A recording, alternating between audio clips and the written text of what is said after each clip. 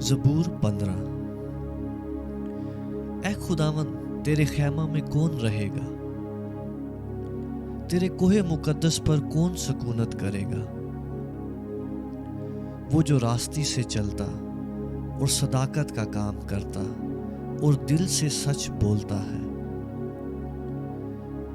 وہ جو اپنی زبان سے بہتان نہیں باندھتا اور اپنے دوست سے بدی نہیں کرتا اور اپنے ہمسایہ کی بدنامی نہیں سنتا، اور جس کی نظر میں رذیل آدمی حقیر ہے، پر جو خداوند سے ڈرتے ہیں ان کی عزت کرتا ہے۔ وہ جو قسم کھا کر بدلتا نہیں، خواہ نقصان ہی اٹھائے،